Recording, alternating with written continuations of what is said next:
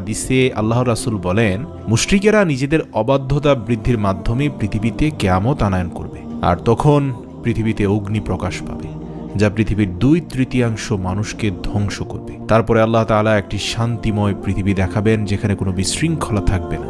এই কথা বলেই তিনি সূরা ইব্রাহিমের 48তম আয়াত পাঠ করেন। কিতাবুল ফেরদাউস, হাদিস নম্বর 1178। রাসূল সাল্লাল্লাহু আলাইহি সাল্লাম বলেছেন, মুশরিকরা নিজেদের অবাধ্যতা বৃদ্ধির মাধ্যমে পৃথিবীতে কিয়ামত আনায়ন করবে। প্রিয় দর্শক, এখানে বলে রাখি, এই কিয়ামত মানে কিন্তু পৃথিবীর কিয়ামত না, যেটা আল্লাহর তরফ থেকে এসে পুরো পৃথিবী ধ্বংস হবে, সেই কিয়ামতের কথা বলা হয়নি এখানে। এটা জাতির কিয়ামত। কেননা আল্লাহ রাসূল সাল্লাল্লাহু আলাইহি সাল্লাম বলেছেন, কিয়ামত 3 প্রকার। 1, ব্যক্তির কিয়ামত যখন তার মৃত্যু আসে। 2, জাতির কিয়ামত যখন তারা যুদ্ধ করে এবং এই যুদ্ধের ধ্বংসযজ্ঞ তাদের তছনছ করে দেয়। 3, পৃথিবী ধ্বংসের কিয়ামত